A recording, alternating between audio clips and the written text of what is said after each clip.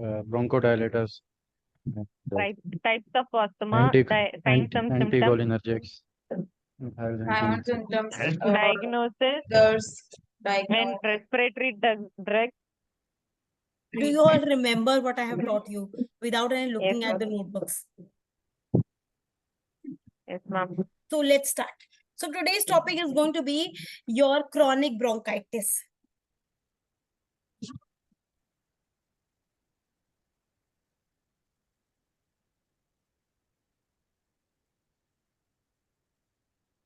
Okay, starting with the topic, like we have discussed about, I'm still in obstructive lung diseases. I'm still talking about obstructive lung diseases. And earlier I taught you that trachea is further divided into bronchi is further divided into bronchioles, and you have to repeat with me. Bronchioles are further divided into primary bronchioles, then we have secondary bronchioles, and then we have tertiary bronchioles, and then we have terminal. And then after terminal bronchioles, we have respiratory bronchioles, and then we have alveoli duct, and then we have this is the all three branch that we should know this thing. So we have yesterday we have talked about that the problem which starts over there in trachea and bronchi, yes. That is this asthma, right? We have discussed about asthma. Okay, so right, one more thing about asthma that is very, very important, that is known as status asthmaticus. What is this? Status, repeat with me, status asthmaticus. Okay. So how will you know a patient is having status asthmaticus?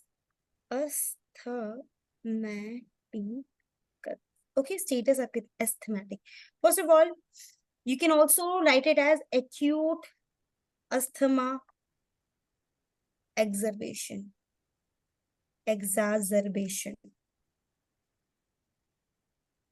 Okay, you need to understand one thing. Whenever I say exacerbation, you can call it exacerbation, whatever you know, but you should be very clear with this word, that whenever I use this term exacerbation, it just means that any condition is getting worse. And worse means not worse in a very small fraction of time. For example, I might have an asthma right now. I would live a very happy life, normal life, but if I get triggered, and just imagine in 15 minutes, my airway get blocked very completely. And now I'm having no wheezing sound. That means my condition has been deteriorated at such a state where there is a life-threatening condition has occurred to me.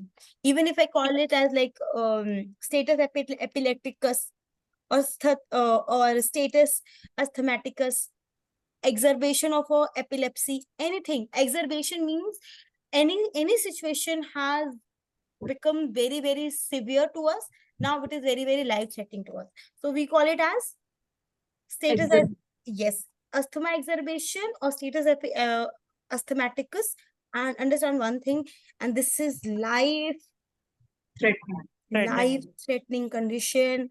Number one, it's going to be your medical emergency. Okay, asthma itself is not a medical emergency, but status asthmaticus is a medical emergency. So how will you know a patient is having a status epilepticus? First of all, you can ask the patient to blow through this peak flow meter. Very good. Peak flow meter. Okay. With that, we have so it might come into red zone. Okay. The patient's vital sign has been changed. Their heart rate has increased. Their respiratory rate has increased. There's a decrease in SpO2 level. So these are they are the cardinal signs. Okay. And patient is just breathing like. So you can see visually that the patient is having so much a problem in breathing. So we have Loveness over here. Loveness is my old student. I'm so sorry, I can see her face. So Loveness is from Africa. She's a mother. She's a beautiful soul, as well as she's a very kind person. So she will be in our class from now onwards.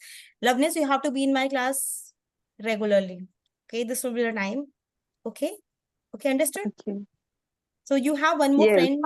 She might be coming, and she is also from Africa. So you can have a conversation. Okay. Okay. Okay.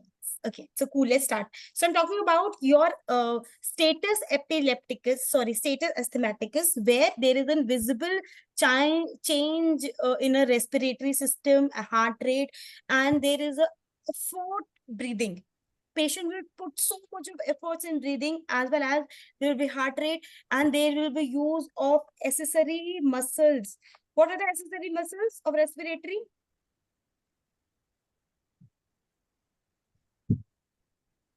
Intercostal muscle. Very good. Intercostal muscles, sphenocycloid muscles we have. Okay. Understand one thing very, very clearly. You have an condition, even whenever you see this term in your NCLEX, that the patient is unable to speak.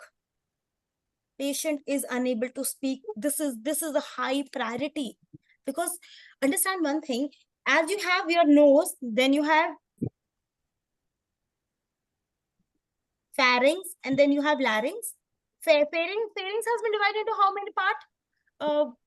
How many part? Farhad? 3. Farhad, pharynx कितने part में divide होते हैं? 3. What, ma'am? कौन से? Pharynx has been divided into how many part? Ma'am, 3, but I don't remember the names of the other parts. Okay. Nasopharynx, oropharynx, And laryngopharynx. laryngopharynx. Yeah, okay. Pharynx has been divided into 3 parts: oropharynx, then nasopharynx, Nasopharynx. laryngopharynx. Okay. Laropharynx. Yes, and this your larynges are what your larynges are basically? These are your voice box. Okay, Voice box. yes, they have vocal cords. So cords are like this vibrating, like a membrane or tissue. So whenever air pass through them, whenever air pass through a narrow tube, and there's something in the vibrating, so it will produce sound. That's why we speak. That's why I'm speaking. Okay. So whenever there has to be an air movement in order to speak, and just imagine if I block this tube, will air pass? No, ma'am. No. If air will not pass, it means that a patient cannot breathe. And the patient is not breathing is a classical sign. Patient is not talking, or patient is unable to speak. This means a patient is having, the blockage in the airway. Understand? This is a very crucial line. Okay. Diffuse, either patient come with you with a diffuse wheezing or absent wheezing, or there is an absent wheezing. Okay. There might be a change in the ABG value. Okay. Yes, So in ABG value, if we check your ABG, there will be increase in partial pressure of carbon dioxide or decrease in the partial pressure of oxygen. So these things can happen. Yes. Okay. Understood. So this is the sign and symptom of a patient. A patient will be very, very irritated. Okay. And the patient cannot breathe. He will just like, the patient will still be in a tripod position, and the patient will lethargic in breathing. Patient will use accessory muscle. The patient can't talk. There's a change in the, you can visibly heard wheezing sound or absent wheezing. So these are the crucial important signs that the patient is going under your status asthmaticus. And and you can also say that this is not being treated with, like, even after giving albuterol, the patient is still showing the sign and symptom of respiratory blockage. Okay, this is also one important point. Like, even after you have given your